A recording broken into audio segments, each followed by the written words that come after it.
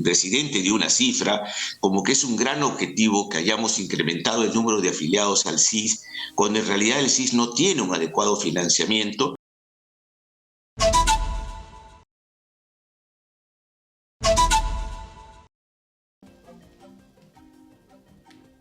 Doctor Ceballos. Con ustedes. Ahí está. Ahora ¿Cómo sí. está? Doctor Ceballos, ¿qué tal? Buenas noches. Por favor, para que nos dé su opinión sobre esta reciente decisión del gobierno de observar la ley a favor del personal CAS COVID para que pasen a un sistema de CAS regular.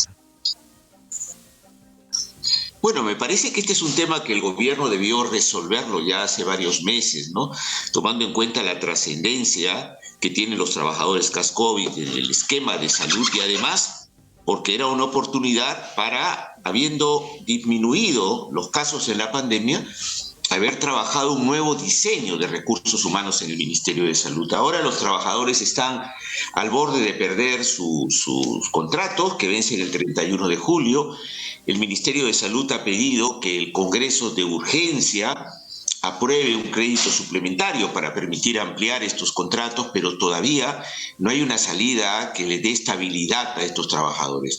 Si no fuera, creo yo, por la movilización que han tenido desde la coordinadora de trabajadores CAS, con la licenciada Ana María Mayurí y representantes de todo el país, creo que todavía el Ministerio de Salud no habría tomado una decisión sobre un tema que es clave para poder contener la pandemia. Yo creo que este proyecto de ley que ha observado el presidente, por supuesto que es perfectible, porque es pasar a los trabajadores CAS COVID a CAS, cuando en realidad lo que se tendría ya es que avanzar en desaparecer el CAS y tener un régimen mucho más lógico para el sector salud, que tiene un déficit de más de 70.000 trabajadores.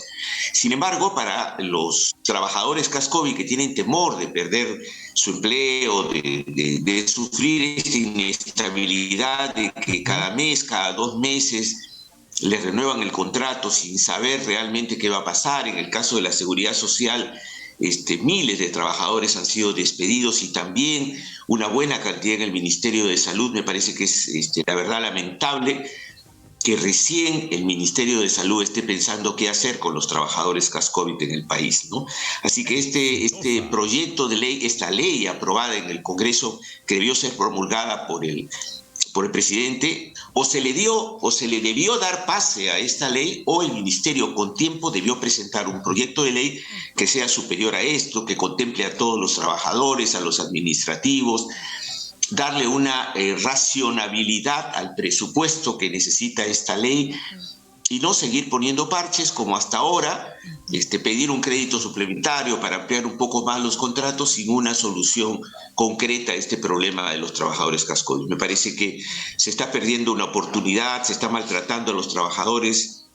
Por la prensa me he enterado que los han reprimido, que los han golpeado. Eso es inaceptable en esta coyuntura y sobre todo tratándose de trabajadores que han estado en la primera línea y que siguen estando en la defensa de la salud del pueblo peruano, ¿no? Creo que debemos pasar de las palabras a los hechos de parte del Ejecutivo de manera mucho más concreta, ¿no? De todas maneras es un avance que el presidente haya señalado que se va a extender los contratos de los trabajadores CAS COVID, y esto tiene mucho que ver con la lucha del conjunto de trabajadores CAS COVID en todo el país, ¿no? Así es, el presidente lo ha expuesto ayer en su mensaje a la Nación, pero todavía no firma. Por eso que el Congreso va a buscar aprobar mediante una insistencia de ley. Mañana se va a realizar otra concentración en los exteriores de la Plaza Hacho, sábado 30 de junio a las 8:30 de la mañana, donde usted ha mencionado muy bien lo que quieren, pasar de régimen CAS COVID a CAS regular y que sus compañeros que han sido cesados se vuelvan a reincorporar. Y lo que decía Ana María Mayurí aquí en el programa era que habían visto una diferencia radical de su gestión con la que venía, que era la del señor Condori y ahora la del señor Jorge López, y que estos puestos habían sido tomados por el partido político Perú Libre. No solamente mencionó eso, sino dijo que el presidente se había comprometido en un Consejo de Ministros de que iba a firmar. Hasta ahora no lo hace.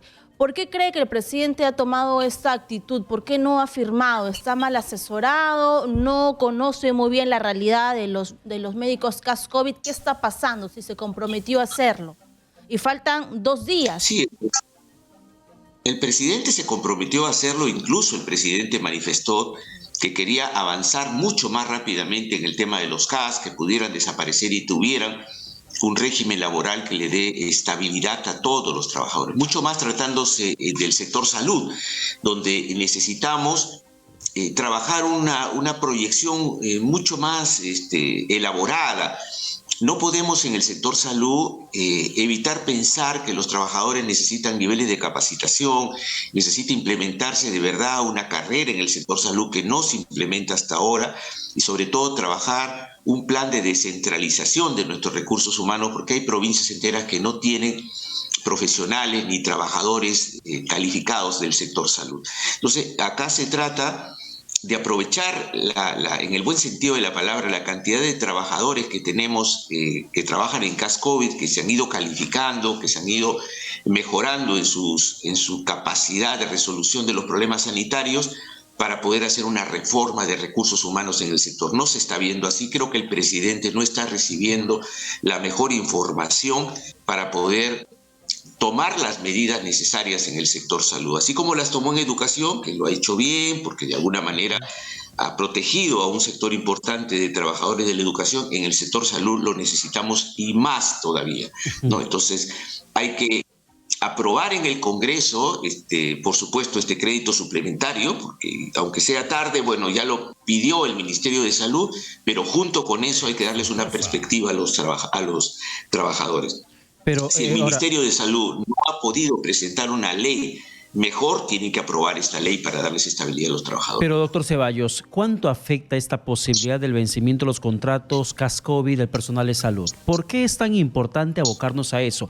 Más allá de lo que podría significar la contratación del personal, que directamente se encuentra perjudicado por la posible, o se encontraría perjudicado por la posible culminación de su contrato, ¿cuánto impacta esto en la salud pública, en el paciente que tiene que atenderse en estos momentos de cuarta ola? Pero tremendamente, Pedro. Imagínese lo que es para un trabajador tener que atender cuando está pensando que el 31 de este mes vence su contrato y lo ponen de patitas en la calle. Entonces, ¿cuál es la moral? ¿Cuál es la mística? ¿Cuál es la entrega que se le pide al trabajador del sector salud si lo maltratamos de esa manera? Si salen a movilizarse, a pedir un mínimo de estabilidad, a pedir que se los considere porque han estado al frente de los establecimientos de salud durante la pandemia y los reprimen y los golpean.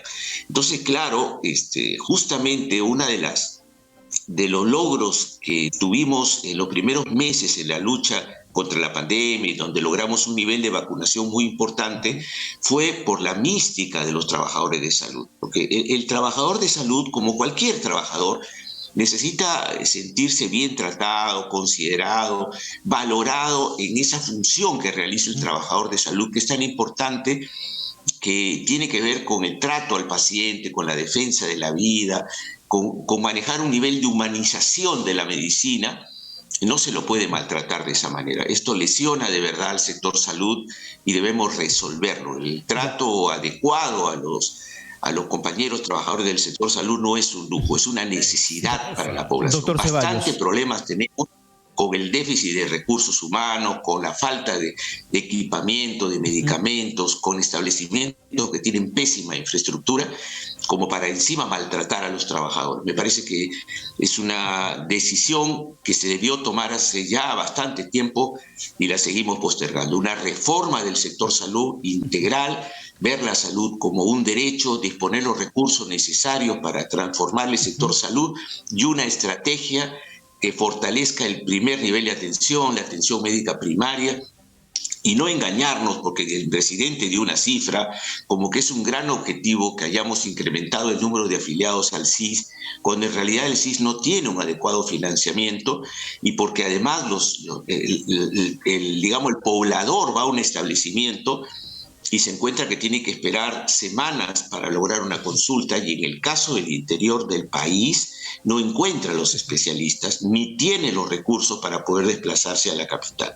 La situación de salud realmente es dramática y necesitamos tomar decisiones muy enérgicas, tener una actitud diferente. Claro, pero doctor Ceballos, pública, ¿no? Doctor Ceballos, la pregunta que le había planteado iba en el sentido siguiente. Yo entiendo que hay una afectación moral y económica que también va a repercutir en el trabajador si es que no le renuevan el contrato que está próximo a vencer, ese 31 de julio. Sin embargo, el papel que ha jugado el presidente Castillo en su mensaje a la nación el día de ayer fue el tema de victimización.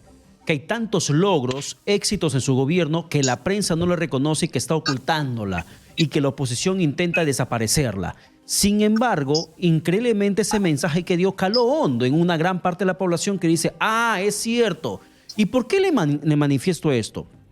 Porque de darse, por ejemplo, este plantón para el día de mañana que se está convocando, podrían incluso aquellos que defienden al gobierno, que simpatizan con el presidente, creer que ese plantón es una actividad política para desacreditar al gobierno, para hacerle daño a la imagen pública del presidente que está trabajando y teniendo tantos éxitos que la prensa está callando. Esa es la principal preocupación que tengo en estos momentos al plantearle la pregunta de entender, más allá de la implicancia del término, la culminación de un contrato, de qué manera impacta esto en la salud pública, en el paciente que se va a atender. Porque la gente podrá decir, sí, pues, el CAS COVID se va a acabar, pero hay otros contratos CAS que siguen vigentes. Así que ellos pueden seguir atendiéndome. ¿Esto puede funcionar de esa manera? ¿Hay un impacto directo que puede repercutir en el paciente por encima del trabajador que puede perder su contrato el 31 de julio? Mire, no solamente hay un impacto, es que las cifras hablan claramente y ayer el presidente no fue tan claro en explicar esta situación. Es verdad que hemos avanzado en la vacunación en el país, pero esto no se resuelve con algunos parches en el tema de salud. No se resuelve ni siquiera resolviendo extender el contrato solo a los trabajadores CAS COVID. Acá el problema es mucho más profundo en la salud. Tenemos un déficit de más de 70,000 trabajadores asistenciales. En estos 2 años de pandemia muy duros para la población, se logró capacitar a cerca de 60,000 trabajadores CAS COVID. Estos trabajadores, ahora que ha bajado la pandemia, no solo trabajan en las áreas COVID, sino además trabajan en otras áreas claves del Ministerio de Salud y la Seguridad Social. Entonces, acá no se trata solo del sueldo de los trabajadores, no se trata solo del trabajo de los trabajadores CAS COVID, que ya de por sí es muy importante, sino se trata de defender la salud pública. Lo que sucedería si no tienen estabilidad estos trabajadores o son despedidos, sucedería no solamente es que volvemos a la etapa pre-COVID, donde la gente no era atendida bien en los establecimientos, sino retrocederíamos muchísimo más. Esta es la responsabilidad que tiene el Ministerio de Salud que resolver, y bien. O sea, impactaría decididamente en la salud de la población. Bien. No son personal calificado, son personal que se ha fogueado estos 2 años y los necesitamos que jueguen un rol fundamental deteniendo no solo la pandemia, sino atendiendo a los pacientes no COVID que se han embalsado, trabajando sobre la inmunización que está todavía retrasada del calendario regular de vacunación. Así que esto no es una cosa de chiste, no es decir, no importa, yo veo cómo saco un crédito suplementario y les extiendo el contrato por 2-3 meses.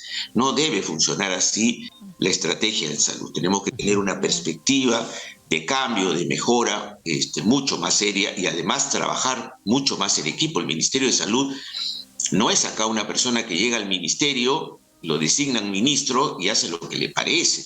Tiene que coordinar con los colegios profesionales, con los gobiernos regionales. Es una tarea en conjunto la responsabilidad de salud y el presidente debería estar mejor enterado de que no basta anunciar de que se van a hacer algunos hospitales que, dígase de paso, todavía no tienen ni el expediente técnico, sino que necesitamos una reforma en el sector salud, que necesitamos relanzar la atención primaria de salud, que lo decimos muchas veces, pero no se toma la decisión política de mejorar los establecimientos, fortalecerlos, formar los equipos para que acerquen la salud a la población.